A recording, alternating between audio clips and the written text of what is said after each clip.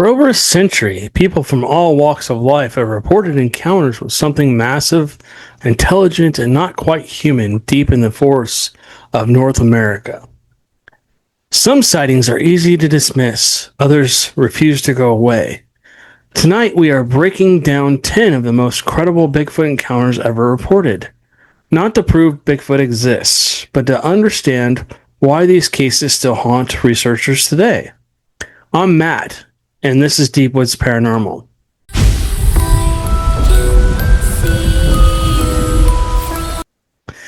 Alright, so let's count down the 10.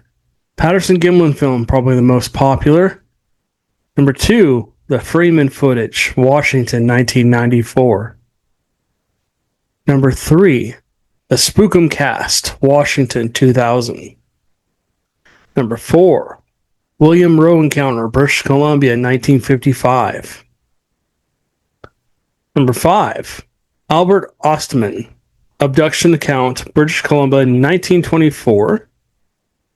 Number 6, Ape Canyon Incident, Washington, 1924. Number 7, Provo Canyon Footage, Utah, 2012.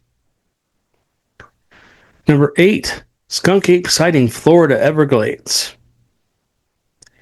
Number 9, Modern BFO Class A Sightings, multiple states. And number 10, the pattern itself. All right, let's get into these 10.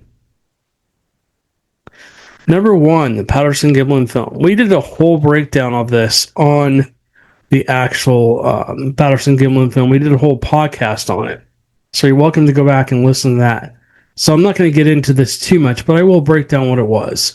So this was captured in 1967 at Bluff Creek, California. This is probably the most analyzed piece of Bigfoot evidence there's ever recorded. Basically what happened was Patterson and Gimlin were following footprints. They were basically looking for the cause of these footprints that were found. And they'd spent, I don't know about years, but months at least, researching these footprints. So basically they were out on horseback one day, and Bob Gimlin had, I believe, an 8mm or 6mm camera, and this is back in 1967. So you got to remember that this was on like a roll of tape. It wasn't digital at all. There was nothing, there was no stabilizing, nothing like we have on our phones today. If you take a little bit of a shaky video today, your phone stabilizes it, so it's not a big deal. But back then, if you even moved a tiny little bit, it shook the whole camera and made everything so, it just looked like it was moving, like you were having an earthquake. Anyways, if you're on a horse, that makes it even harder to film, especially as the horse is moving. So essentially what happened was they came into this canyon called Bluff Canyon, I believe it was. Yeah, Bluff Creek Canyon. And basically they saw what they thought was a bear at first, I believe. And it was down drinking out of a creek, and then it stood up, and that's when basically I believe it was Gimlin or Patterson almost fell off his horse, trying to record what he was seeing, and essentially he started walking towards it. And as he started walking towards it, this thing literally stood up and started walking up the creek on these rocks, and walked up into the forest out of view. There was just a major flood in that area, supposedly, and so there was a lot of downed trees and stuff like that. And so if you ever watch the Patterson Gimlin Film, it's got to be the most watched Bigfoot film ever. And so if you watch that film, you can make up your own mind. I mean, you have to make up your own mind, but you look and see how you can see the muscle moving and all that stuff. This is back in the late 60s. Planet of the Apes wasn't even out. The guy that made the suits for the Planet of the Apes testified that basically there's no way he could have made the muscle twitch and move like that. And the way the creature walks, multiple researchers and scientists have looked at that video, and they've not been able to debunk it. Now, there was also another Bigfoot up in the woods that isn't caught, or was caught, but wasn't shown on the actual footage. There's actually, I think, about 2 minutes of footage, but the most people only show about the first 45 seconds. So that last portion actually shows the other one that was standing up in the wood lines watching. It could have been a male or just another female that basically was walking. And this female, they call her Patty, had breasts, and you can see her, move as she goes, and you can just see it. You can see the fur, everything. And he was probably 30, 40 feet away, if not a lot further away. And a lot of people still go up and investigate Bluff Creek. I know a friend of mine goes up there once a year, usually investigates to see if he can have his own experience up there. Anyways, so, okay, let's talk about the Paul Freeman footage. So this one, Paul Freeman was a former U.S. Service patrolman. He recorded a tall, dark figure moving through the terrain. I watched this video just before I came on here, and I remember this footage pretty dang well. Essentially what happened was he was following tracks, and if you actually look at the start of the video, it's only like a 30-second video. Maybe there's probably more. I've actually seen more where he actually chases it into the forest, and I've actually talked to people that were inspired by him and got into researching Bigfoot because of him, and they've had their own encounters with Bigfoot in that area as well. So it's very believable for me, at least, as a paranormal investigator, and it's up to you guys to make up your own minds that was possibly a Bigfoot that he recorded and not somebody in a suit. But if you watch the beginning of the video, he's following these pretty good sized tracks. I mean, I would imagine he was pretty credible. I mean, this guy was not the kind of guy, from what I understand, that would go out and fake evidence. He just wasn't. He wasn't interested in any fame from this. He wasn't interested in basically making money off of it. He was just interested in Bigfoot itself, like I am, and a lot of us are. So anyways, you watch him, and he sees these huge prints. Now, what he doesn't show is, if you look next to the big prints, there's little tiny prints. They're probably like 6-8 inches long of these little footprints. It could have been a juvenile, just a baby Bigfoot, and that could have been a mom as well. A lot of the times you see females and little babies together, if you see videos at all of them, and they're usually retreating. The males are the ones that basically will come out and essentially be more aggressive. Now, if you watch in that video, as the Bigfoot basically pops up and then starts to walk away, in the tree line behind her, the Bigfoot, there's another Bigfoot standing there. And it's kind of in between a couple of trees, behind some brush, but you can clearly see it standing there. And it's watching him. And I imagine if he had gone too far into that brush, that Bigfoot probably would have come forward and probably tried to either scare him away or possibly attacked him. So, but yeah, basically the footage shows a large, dark, upright figure moving through the dense forest. So then, like I said, there's possibly a couple, at least 2 Bigfoots in there, if not 3. I didn't see the baby or the young Bigfoot at all, but it definitely looks like there was 2 of them in the video. So basically, the encounter took place in the Blue Ridge Mountains in the area of Freeman, and has been investigated for years for unusual footprints and stuff like that. And I guess a bunch of other Forest Service members since the 1980s have had strange encounters up there. But anyways, so yeah, that's basically the Paul Freeman footage. It's very interesting. It's very compelling. I mean, the video is, again, usually the videos, when you get a good video that's actually clear, that you can actually see. Unfortunately, the encounters are not ever very long. It usually involves the Bigfoot moving away from whoever's seeing it. Whether they feel threatened, or maybe they just feel like they're not supposed to be there anymore, or they don't want to be seen, or whatever. They know to move away. But anyways, He's like a very credible person. He actually testified to his actual encounter. So, all right. So let's talk about the Spookum cast. This was in Washington in 2000. Basically, a massive body impression was discovered by researchers in the Spookum Meadows in Washington. I guess it was a group of females that were camping out, and they wanted to do an all-female research team. And supposedly a Bigfoot came and laid down in the mud, and then left an imprint. And they were able to cast the dang thing later. It was quite the cast. I mean, it was big. And if you've never seen the Spookum cast, just look it up online. It's pretty easy to find. It's very impressive. You can see hair. You can see where the handprint kind of was, and then maybe the knee. It's really interesting. Now you're asking yourself, okay, why would a Bigfoot come lay in the mud? And that's a very good question. My guess is that possibly it was sneaking into camp. Maybe it fell. Maybe it fell into that position. Maybe it stepped on something and fell over and landed in a weird spot. So it's kind of laying on its side and then had to get itself back up and walk away.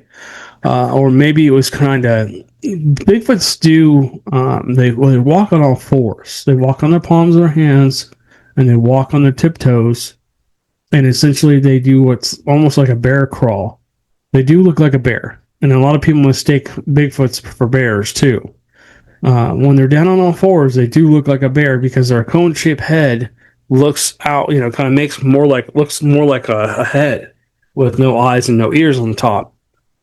Anyways, or they look like a big dog, and also could also be why they, could also be the reason people think that they're Dogman as well. I think Dogman is a thing, but I don't think that.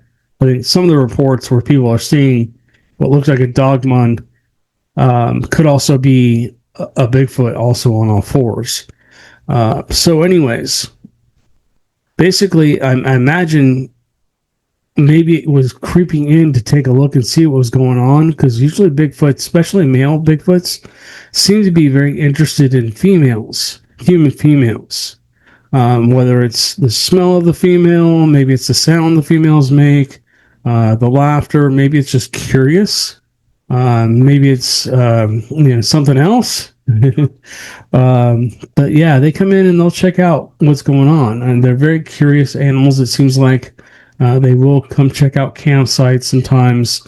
Sometimes they'll take food or whatever and stuff like that. Again, I can't prove any of this to you, but this is basically my theory.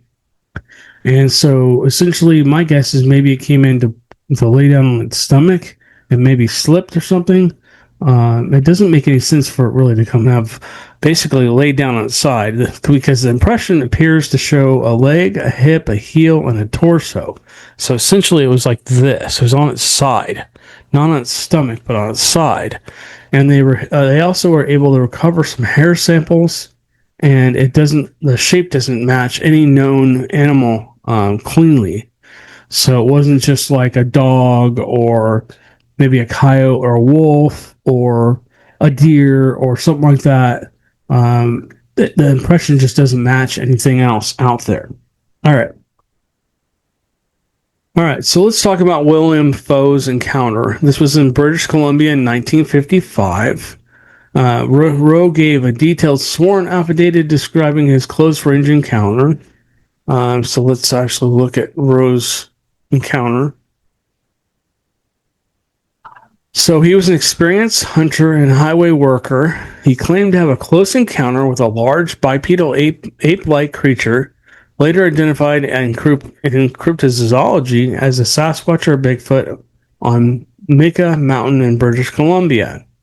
And it says the sighting is considered one of the most famous and detailed in history of the phenomenon.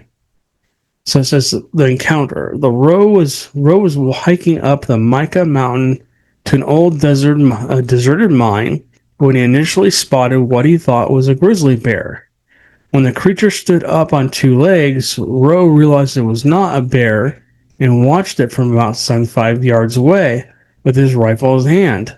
But he chose not to shoot it because it appeared too human. And we've talked about that before. If you've listened to me talking about Bigfoot encounters, I've had numerous hunters contact me and tell me they've had this thing in their scope, including the guy that basically was in the deer stand, and he had just shot a deer, and this Bigfoot comes walking out of the woods, and Joe too. That's two actually. Joe actually told me the same thing.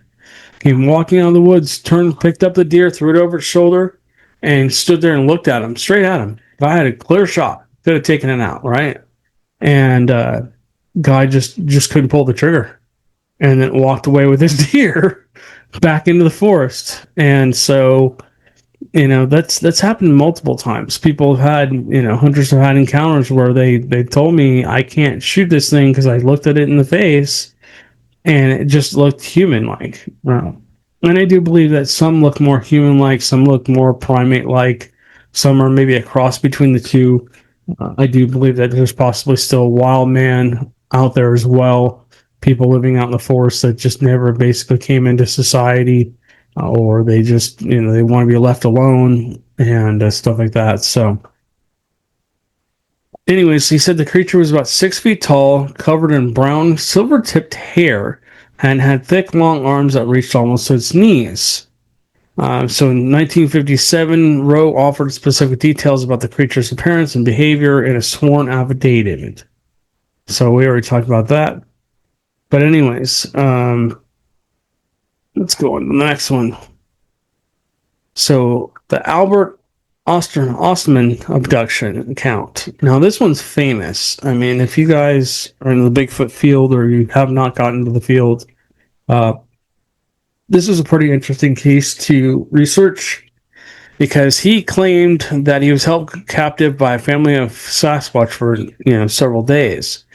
If you look at the missing 411 reports, here in Texas and all across the country, especially in state parks, and there's a lot more to that now. I'm hearing some of the research are coming out and talking about portals and other things.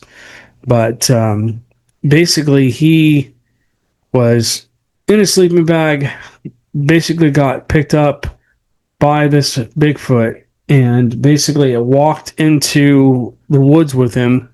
And I guess he basically, well, let me read this to you. It says abduction. While on a solo prospecting trip, Osterman was reported snatched during the night while he was still inside his sleeping bag. He was carried through the woods for roughly 3 hours before being dropped at a remote camp.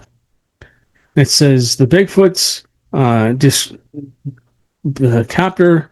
So Osterman described a family unit of 4 creatures: an adult male estimated about 8 feet tall, a female, and 2 younger offspring, and he lived with them for 6 days. He said the creatures did not harm him, but prevented him from leaving. He observed them eating vegetation and noted the female washed and stacked leaves.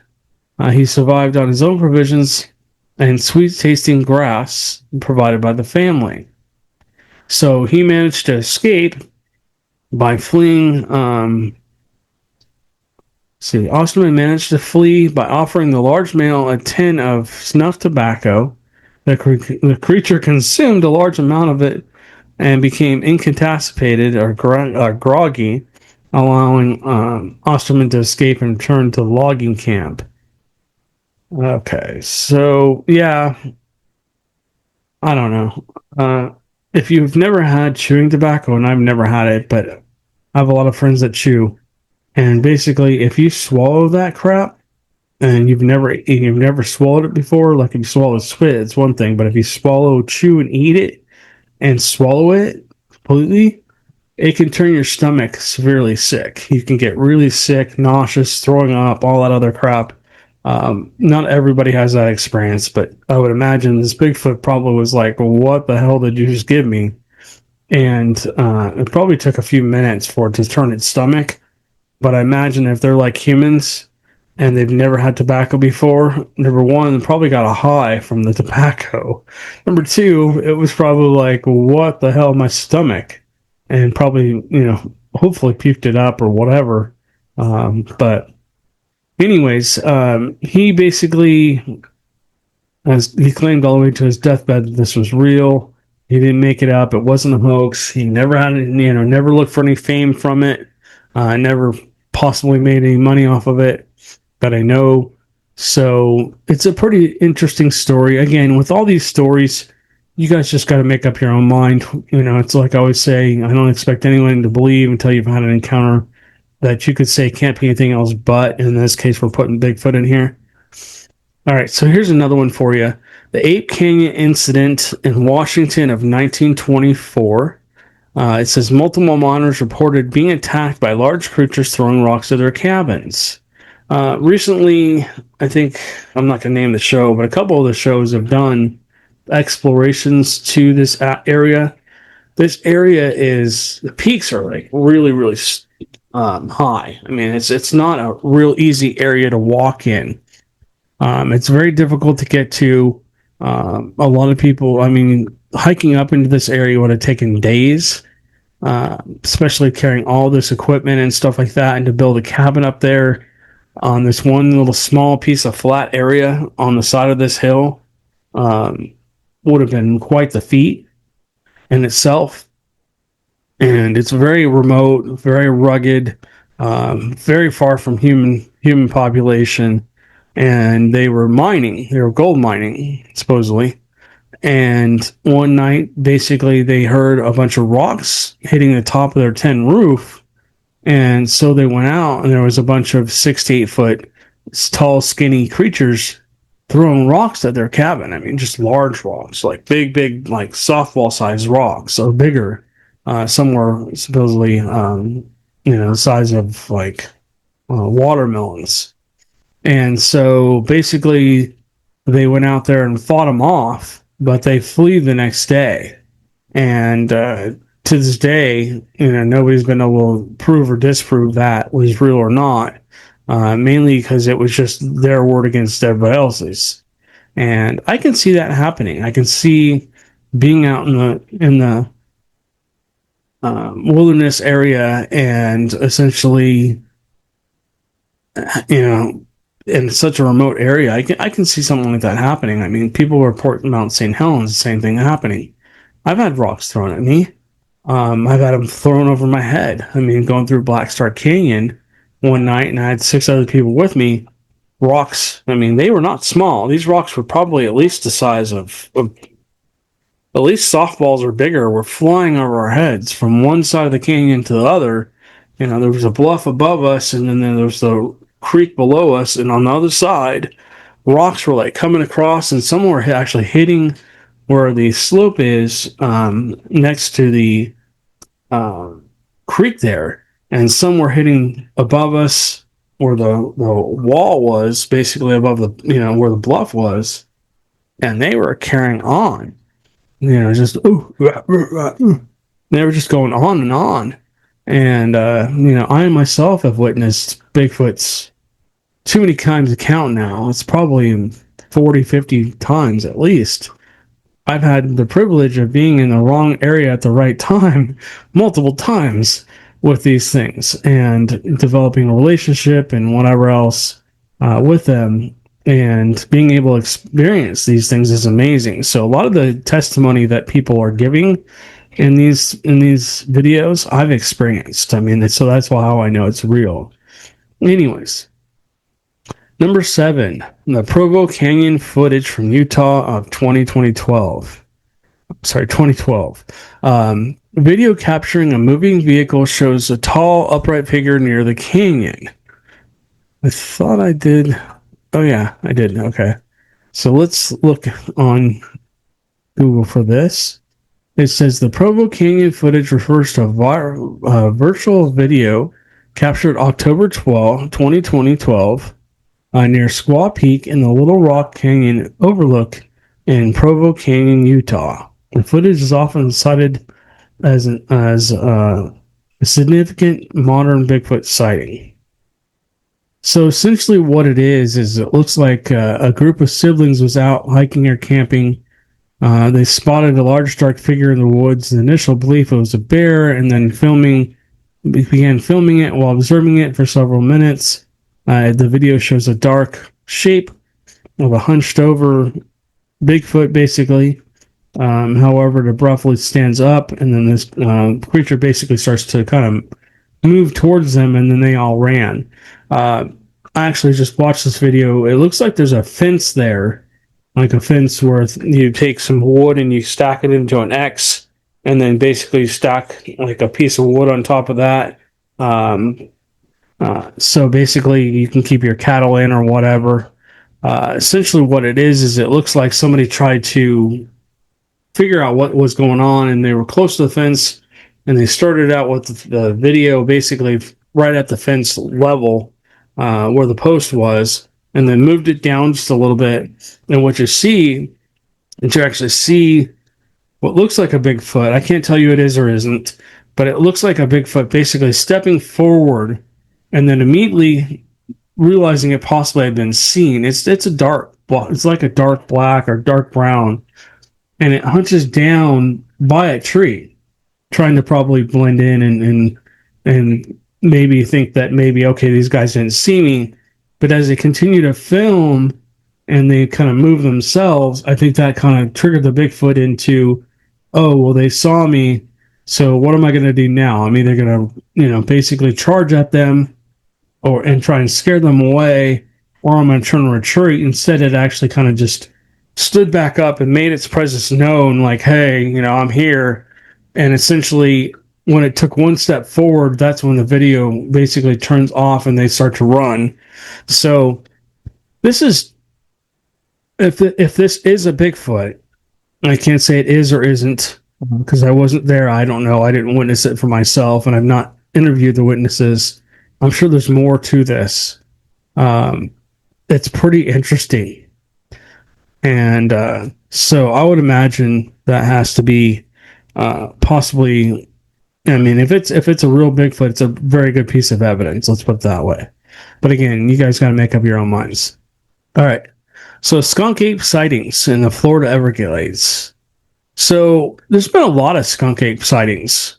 There's been a lot of videos that have come out of them. One where you see one basically walking through the swampy area of the grass that's probably about, for me, I'm 6'2", it'd probably be about waist high. For them, it's about knee high. Looks like, or just a little higher. And they're basically just walking across the swamp. And maybe they didn't see the person. Usually they're pretty far away. They're at least 100 feet or more.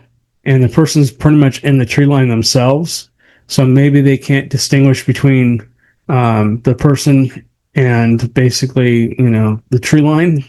So maybe that's an advantage for later. Intent. So essentially, in those other videos where people pulled over and Bigfoots were basically hunting deer, you see them, it was on a show where they actually revealed this footage, but essentially there's multiple Bigfoots chasing deer, and basically the other Bigfoots are out in front of them, and as the deer get close, they're basically snapping the legs off of the Bigfoot.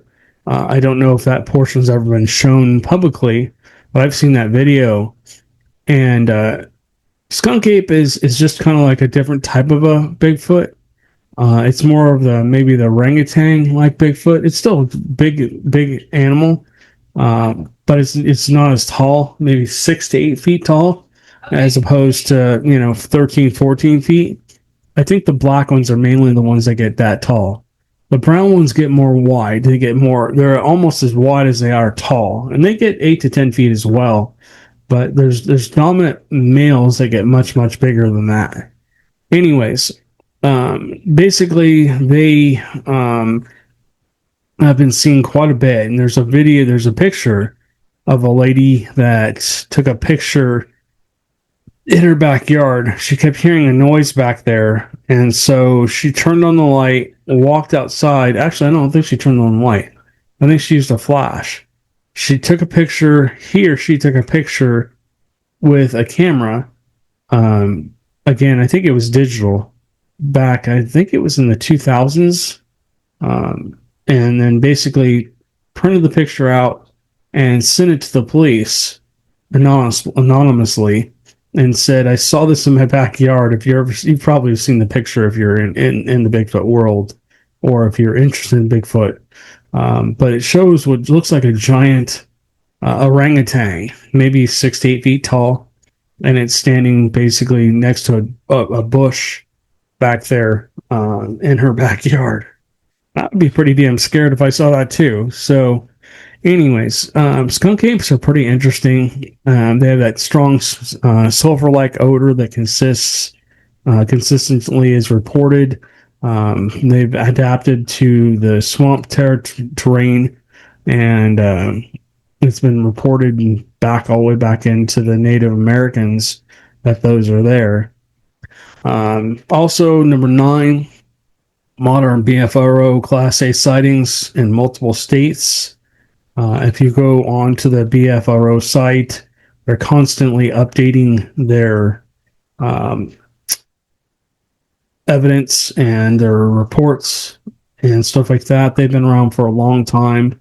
Matt Moneymaker and his crew, his group, have done an amazing job documenting Bigfoot, throughout not only the country but the world.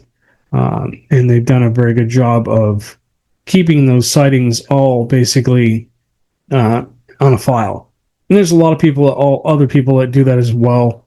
But BFRO are probably one of the best known. There's other groups as well that have done it. I have not done it. I have my cluster of sightings on maps that I know of, but I have not actually done a whole thing like they do. I don't put the Class A reports and all that stuff. And they get tons of reports from people year round. And the cool thing about them is they will actually go out to the site. They'll send somebody out there that is a well-known Bigfoot researcher. They know what they're looking for. They know when somebody's lying to them, usually. They will double check the evidence to make sure it's real and not just some, fake evidence that somebody's trying to post to get some attention and stuff like that. They, sometimes will interview multiple witnesses who saw the same thing, which is great. Which brings great credibility to them and also brings credibility to our field. And they basically do, basically detailed descriptions of the who, the what, the when, the where, and the why. And they post it on their site. So if you ever go to the BFRO website, it's very detailed, which is amazing. I'm glad that they do that. They don't post everything, but they post a lot of stuff. They do have, active Bigfoot research areas that they cover themselves, so they don't put everything out there. I wouldn't either, but basically, it's just an amazing site, and they do an amazing job with getting testimony and documenting evidence and stuff like that to further the field. So, and then lastly, the pattern itself. Thousands of reports that share in common behaviors like tree knocks, the rock throwing, the avoidance of humans, the border zone sightings near wilderness edges. As a witness myself to multiple things, tree knocks, the rock throwing, they don't always avoid humans. If it's a chance encounter where you're just out hiking or you're going into a new area or whatever, and they happen to see you, yes, they're probably going to avoid you. But like me for Black Star Canyon and Joe for his location, unfortunately, Joe has passed. He lived in East Texas. And other locations I've been to where I've been lucky enough to go multiple times and have multiple experiences, the more times you go, it's kind of like if I came up and knocked on your door and walked into your living room and you didn't know me at all, you'd probably be a little apprehensive to communicate with me in any way. You'd be like, okay, let me kind of, feel this guy out and see who he is. Maybe I'm going to watch from a distance and stuff like that. Like if you're animals, if I came over and you had cats or dogs, your cats probably are going to go hide, right? They're not going to come out, and they're going to you might see them from time to time. They may come and kind of peek at you, But if I start coming over like once a week or every couple of days or whatever, and they start to get used to me, they're going to kind of start to come up to me, and maybe we'll become friends, and they'll come sit in my lap, and maybe I'll get to pet them, maybe I'll get to play with them, whatever. I think the same holds true not only with other people, but with the Bigfoot as well. I think that it takes multiple times. I think that what people don't realize is when you come into their territory, they're watching. They're watching what's going on in their territory. They know what's going on in their territory. And the more that you're in that territory, the more comfortable they feel with you, the more they're going to feel like they can come out and interact with you in some way. A lot of people talk about gifting. Joe had, and I even had it. When I would come up, I'd pull up. They come walking right out of the forest to look and see what was going on. They knew the sound of my truck. They would come walking out to the edge of the forest, and they'd hang out, and they'd watch until I saw them, and then they would step back away and disappear. And Joe would come out. Joe supposedly, and again, these are eyewitness accounts from Joe, he would come out of his trailer at night and basically, or in the day, in the morning, and he'd go start to do something on his property, and he'd look up and there'd be a Bigfoot standing out in the clearing. It would just be standing there watching him, kind of curious of what he was doing. And from time to time, they would actually supposedly wave at him. And he would wave back and go back to what he was doing, and they would disappear.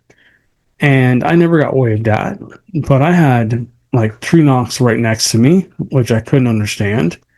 10 feet from me, and I'd be looking around, and where the hell did that come from? Documented on camera, but I could not figure out where the heck it came from. And I'm like, well, how could that be so close, but there's nothing there? The cloaking Bigfoot theory comes into play at that point. But other locations like Black Star Canyon, I witnessed multiple times where they threw rocks. Joe's camp, he figured it out at noon every day, and I got there one time right about noon, and I hear, and then I hear, and then it went on for like 30 seconds. I think there was 5 or 6 tree knocks, just one single knock. One responded to another, responded to another, responded to another, responded to another. And he goes, yeah, I hear this every day at about noon. I'm like, what the hell? So, if you look at people's accounts, and Amanda even says this because she's a skeptic, which is exactly what she should be because she's never seen one. And, even as a believer, I'm a skeptic. Basically, you really have to put all these accounts together. When you start to hear them all together and you hear them one after another, these eyewitness testimonies, they all have a similar theme. They're all very similar. And these people have never met each other. They don't know anything about the other person's account. Most of the time, these people have never even seen a Bigfoot or even knew one existed. And so they're all having these encounters, and they're like in shock. And they're confused, and they're not sure what just happened. They don't know exactly what they saw, but they know what they experienced. And if you start putting these accounts together, they're very, very similar. A lot of these encounters are a lot alike. Anyways, here's my final thoughts. So none of these sightings prove Bigfoot exists. But together, like I was just talking about, they form a pattern that refuses to disappear. Whether it's a Bigfoot, flesh and blood, something paranormal, or a reflection of human psychology, the mystery is far from over, and the woods are still watching. So here's one for you. Have you guys had a Bigfoot encounter? Comment down below. I'd love to hear your story. And again, please be very polite in the comments. I don't care if you're a believer, a non-believer, skeptic. Please respect everybody's comments. And please don't be a jerk. Anybody being a jerk will be deleted. But anyways, guys, please subscribe for weekly paranormal investigations coming up. And this is Deep Woods Paranormal, and we are making the paranormal normal. And I will catch you guys on the next one.